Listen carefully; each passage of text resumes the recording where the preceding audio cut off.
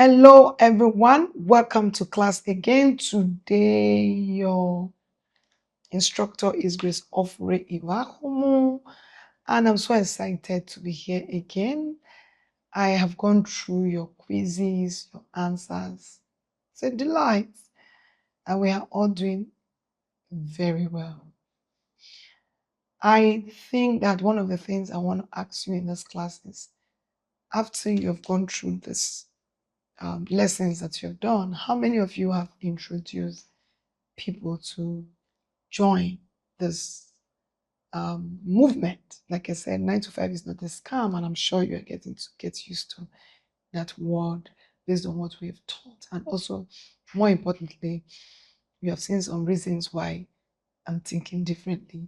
And I can say that because in the comment section, I can see that a lot of people are in my school of thought. The assessment was okay, I saw it, but I'm very sure that by the time we go into this class even more, we are just going to be getting better and better. So I want to say, well done, good job, good job. Today we are going to be looking at, I titled it, The Impact Purpose, Connecting Your Job to a Greater Mission. Life without a mission, it's useless. Not even the life we live in right now, that your tomorrow is not granted. Your tomorrow is not as sure as you think. Every day should mean so much to you. Every day, every second, every time you spend here on earth should be meaningful. So why do you want to even take a job that makes you very sad? In as much as I don't want you to quit your job, I'm also saying in this class that there are some things you would have learned that might make you take a step and just say it's over, which I think is not a problem. What we are after, the training, is to ensure that you fulfill all that you are called to fulfill in this life. So I really want us to connect our jobs to our mission. Have you ever thought about it? Why am I here? Why was I created? What is my life all about? When I was born, I've had challenges. Why am I still here? It's something I think you need to have a deep reflection. I tell you something, if what I am doing right now is not something that I want to do, I've not discovered that it's my purpose, I don't think I'll be interested or I'll put in my best. Even talking to you today, if I tell you what I'm going through, but just knowing that I have to do this would let you know that it is my mission. That is why I'm here. The session, we're going to focus on your workplace, the purpose. We're also going to focus on your professional growth. And I think that for you to grow in a very short time, if it's tied to your mission, your growth process will be faster. And you don't enjoy doing something that is taxing when it's not your mission. And I think that's one of the things that actually make the 9 to 5 people very unexcited. So in this model, we will help you to understand how you align your career with a greater mission, if only you even know what the mission is, how you can be relevant in your workplace, and how to bounce back from setbacks if you are not in the right place. How do I now bounce back if I see it as a setback? Many have stopped their job because they don't like it, but that can be a setback. So how are you going to bounce back after you understand your purpose, how to connect it with your work? Are you ready to come back? We also have to look at that. So I think it's time for us to get started. I want to start from I am a boss. Why bosses compete with staff? I recently saw a video and they say your boss is competing with his staff. And I said, it means that the boss is not the boss. I've had countless staff. There's no one I compete with because we are all given various missions. There are some things that my staffs do very well, and if you pay me $1 million, I'm not even interested, even if you think I like money. Interest. Let's begin with interest. What's my interest? What am I interested in doing? So to get into that space of interest, then let's look at my own thoughts. Why should a boss compete with their staff? A leader's role is to guide and to empower. Yet sometimes there is office politics, competition would come to play, shifting innovation and limiting professional growth would definitely happen if we have bosses that are competing with their staffs. Then when bosses see their employees as rivals rather than assets, they create an environment where mentorship is totally lost and motivation is drained. And for you to be a boss, you have to be a leader. And the first role of a leader is to be a servant. You must know that leadership comes with a lot of commitment. Not everyone can be a leader. As long as you want professional growth, just know that you will sometime become a leader. So let's look at how a leader should behave. One, a leader shows the way. So a leader must have gotten to where he wants to take people to. A leader now teaches the mentees how to come to this place or even above this place that I have gotten to, because the leader has values which cannot be another person's value. Let's look at those 5 fingers. They can never be equal. You see, the reason why you travel and they do a thumbprint is because only your thumbprint is your thumbprint. Every leader should come to this realization like, I am who I am and I know what I have. It's a mindset thing. The younger generation has a lot. Doesn't that mean that we cannot guide them? Leadership is more than I can do AI and my leader cannot. Because sometimes a leader is overwhelmed looking at the qualities of the younger generation and then begin to think otherwise and lose their position to guide. So it's important that you know, even as a leader in that establishment, you are there to direct and to guide. I'll give an example of a young man that I have in my office. You know, he's a Gen Z, and you know they like everything fast and quick. So I recently started to talk to him, and I said, there are some things that cannot be fast. There are some things that cannot be quick. You need to open up your mind so you can gain from the elders. You can gain from your leaders. It will make you a better person. What that means is, whatever it is that you have, because you are in the Gen Z stage, there is something else that the older ones have that cannot be fast. But just imagine you take that and you take this and add it together. You are in a better position to get some things done. But if you also miss that aspect of your boss, you also struggle. So there is always a balance. I call it enhanced productivity. Yeah, you can enhance your productivity. The impact of purpose, connecting your job to a greater mission. Let's talk about your purpose. A job is more than a task. It's about making meaningful contributions in your workplace. So when you see your work, you need to connect it to a larger mission. You become more engaged. You become innovative if you connect. You become resilient. I'll tell you, when I did my NYC, a lot of people had issues then because they said I shouldn't fly Okada, that it had to do with branding for their company. But I never knew that I was building a path. I was passionate about the women that were trying to get loans from the bank and then they needed insurance.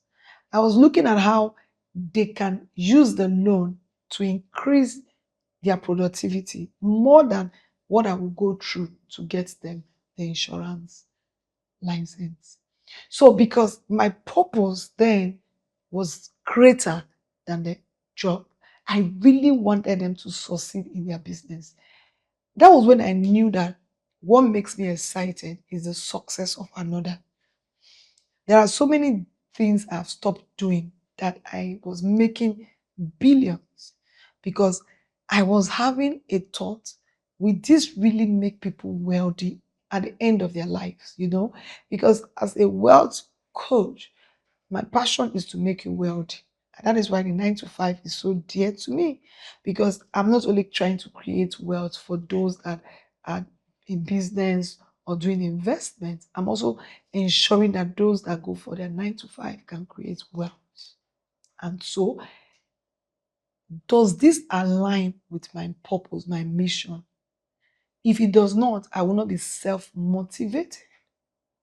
And those dangerous steps I took was because I wanted to own my own space of ensuring that the women in the Dumota market had all they need to enable them expand their business.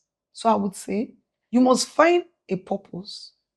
You must find your purpose in your role. It will make you more motivated and it will take you to what I call ownership in your job. And that will lead to organizational success.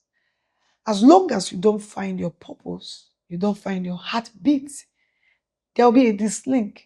And that is why this training is supposed to help you think deeper and you take a different approach. When a team is united and they have a common mission, it will foster a stronger sense of belonging and accountability. And everybody just feel that this our success is a collective move. Yeah. So it's so important that you know that everyone has their own performance strengths. Everybody has their own weakness. It is being able, even as a leader, to understand your team and begin to put together everyone's strengths and reduce our weakness. And that will make us an unbeatable force. When everybody aligns with the mission and it is also in alignment with their purpose, their vision, and their mission, the approach will be different and it will lead to organizational success. I would always say to organizations, when you're trying to employ people, do you really find out if their purpose align with your mission? Unless they will become frustrated in the job. Purpose is key to achieving any peak performance, and it also gives you a lasting fulfillment. There's a challenge I normally do, I call it the 10% challenge, how to make you a high impactful person. What I've discovered is most of the people that go through this challenge and become a success at what they do, it is because they've been able to align it with their purpose. Those that are disconnecting is because whatever they are doing is not what they want. Because there's a text I always give them. I say, tell me 10 things you like and you're doing, 10 things you don't like and you're doing, and 10 things you don't want to do but you're doing. I always find out that at the end of it all, those that do very well and those that are actually on a job and they are doing what they love to do, which is like why they were created. Everyone was created for a purpose. There are some things that I wasn't created for, and I know I've been able to discover what I was created for. If I was working today, of which I work for some people, because sometimes you say 9 to 5. For me, I think I'm still in the 9 to 5. There's a particular contract I do for some people outside of this country. I see it as I'm on my 9 to 5 job. But do you know why I do excellently well with it? It aligns with my purpose of wealth creation. And I do this job even while people are sleeping because I want to create wealth for people. And I see this job as an opportunity to create the wealth. I will always say, looking at Alice's story, struggling with your purpose is not what you should be doing at this time of your life. Let's bring this idea to life, the story of Alice. I'm sure you were given a copy of the book, and I think that it's important that you go and read the book before you take these classes, because I always draw thoughts from the book. It's actually everything here came from the book. So he was a dedicated professional who felt frustrated on his job. One day, he shared his idea with his boss, Mr. Eric. But what it meant was rejection. Alex was disheartened, feeling stuck in the place, and he didn't recognize his potential anymore. So he went home. His wife Esther encouraged him to explore new opportunities, but Alex wasn't ready. Sometimes he gets to say, I've had it up to my neck. He believed in the company's potential. Instead, he just wanted to quit. So he sought for advice, and I'm excited that he met James, his cousin, who helped him to align with his career and aspiration, looking at his values. So let's talk about that now. If you read the book, Alex became a wonder. Alex's boss became a more than a fountain, a forest, because they were able to align together, and it opened up new opportunities for Alex and the boss.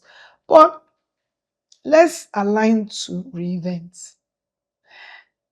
And this brings us to a crucial lesson in this class. And I think you need to sit down and write align, reinvent. Align, reinvent. Align, reinvent. I said that 3 times because it's very important. Align to reinvent. To grow in your workplace, you must adapt so many things. Less, you must also evolve, which is a key driver to success. And you must also innovate. Here is why and how. You cannot be innovative on things that you don't like to do. When I sit and I'm thinking about wealth creation, I instantly have 1.1 million ideas rushing into my brain like I'm a computer. The reason is because my heart is set on a course of wealth creation. So everything around me shows me opportunity for wealth creation. Everybody, everything, every non-living and living things, all I see is how do I convert this to wealth creation, because it aligns. So it's so important that you know that. How do you now do this? I wrote some things here. Number one, I said evaluate your environment. I was talking about environment. Understand your company goals, challenges, and opportunity, and see how you can become a brain behind inventing some solutions that brings about the growth of your organization. Commit to continuous learning. The day you stop learning, you start dying. Learning is so important, whether conventional learning or non-conventional learning. And in the world we live in now, there are too many places to learn, but I always say learn from those that have produced the results. If I want to learn wealth, I'll learn from those that produce wealth. If I want to learn baking, I'll learn from those that have good bakeries. If I want to learn how to sing, I'll learn from singers. So continue to learn and learn from those that have produced the results. So seek training. Most importantly, mentorship and coaching and self-improvement cannot be under or overemphasized. You need to constantly improve yourself. We live in a digital world where there are solutions everywhere. You just have to make up your mind and say you are going to change the narrative. And I talked about number 3, communicate and collaborate.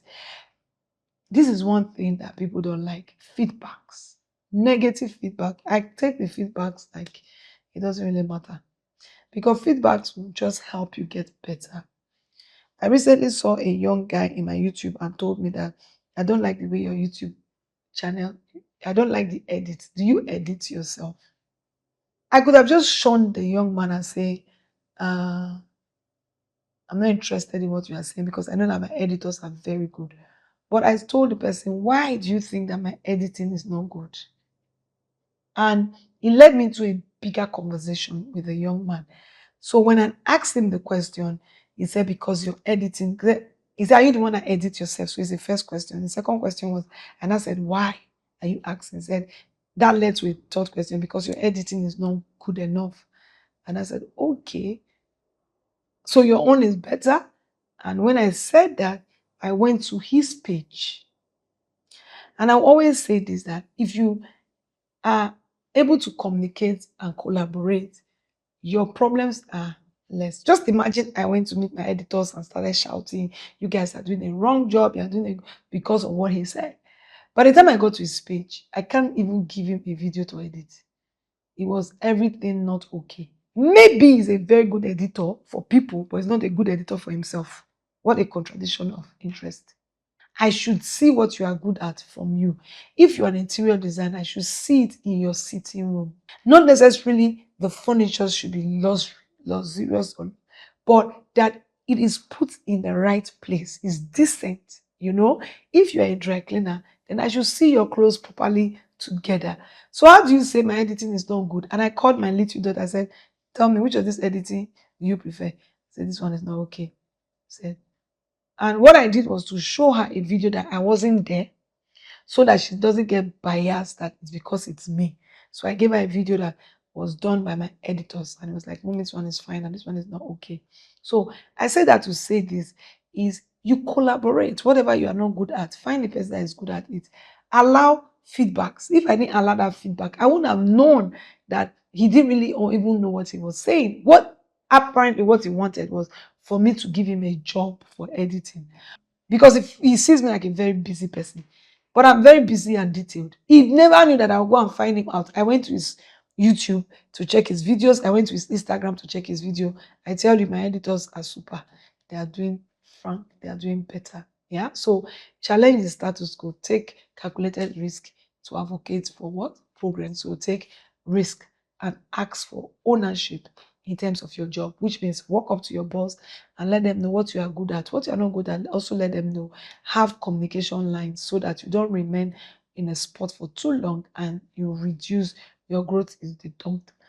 And so you must position yourself, your company, for success. And one of the ways to do that is to be very innovative and to speak up. I would say speak up, and speak up.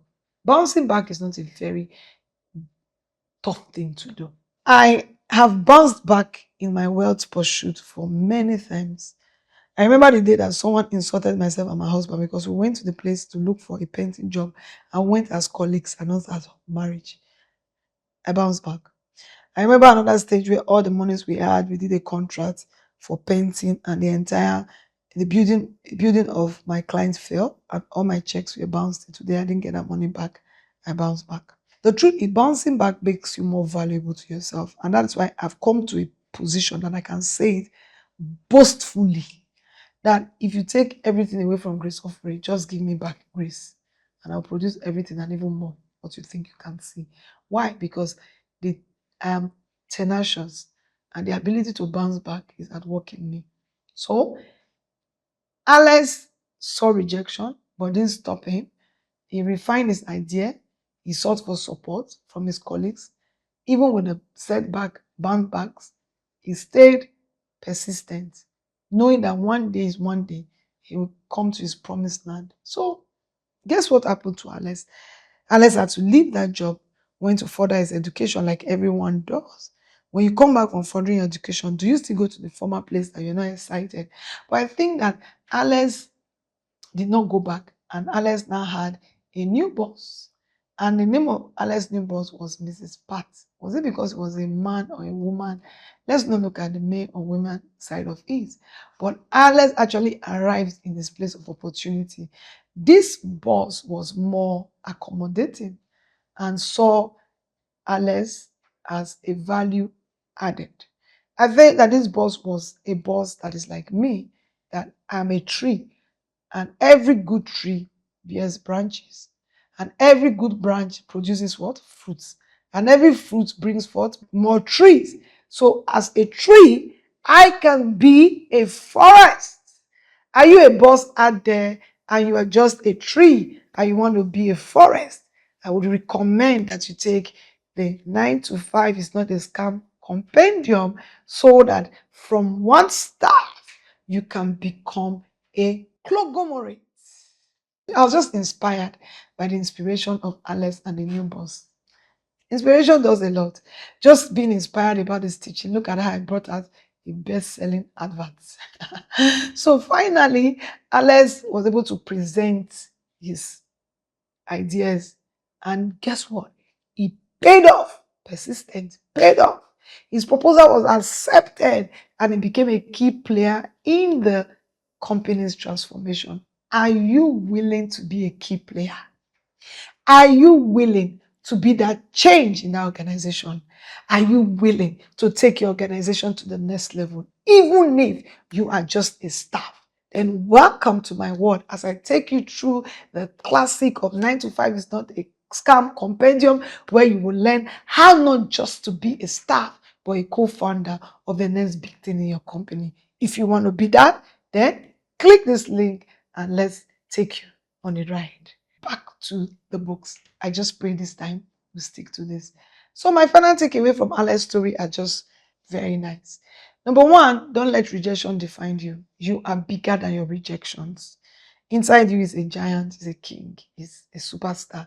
So keep refining the ideas. Align your job with your greater mission. If it doesn't align, find a place there. And if it doesn't align, quit.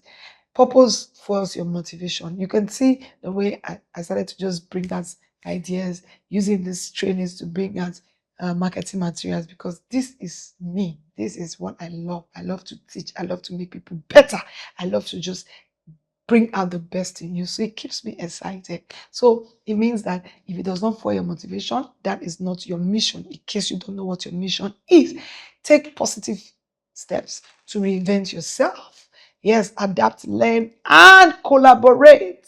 One broomstick could break, but if we put the entire broom together, it will take a village to break us. So collaboration is key. Bounce back from your setback. Every child that wants to walk fast, when he falls down, he stands up. Are you ready to walk fast? Are you willing to take your life to the next level? Then get up, get up, get up, get up, and bounce back and stay connected, persistent, dogged, rugged, because the opportunity is just at the end of this tunnel. Remember, your job isn't just for your paycheck. It's an opportunity to contribute and grow humanity. See it like that.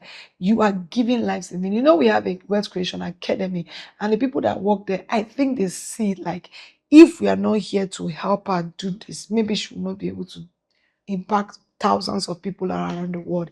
When you see it like that, you will grow yourself and you're more impactful at the job. I want to just say thank you so much for joining the session. I want to say thank you so much for everything that you have commented, everything that you have done. I want to encourage you to reflect on this lesson today. Take actionable steps. Most importantly, I want you to know that that job is not a scam, that you are created to do it if it aligns with your purpose. And I want to say you can be a billionaire out of that job. And those are the things you are going to learn in the next lesson. And lastly, are you thinking that you can never be a billionaire at your job at 9 to 5? Then 9 to 5 is not a scam, it's a training you should go to, because many have gone to that training and today they are co-founders of mega companies all around the world. Why don't you join the 9 to 5 today? This to tell you that I love what I'm doing. I love you, and I'll see you in the next class. God bless you.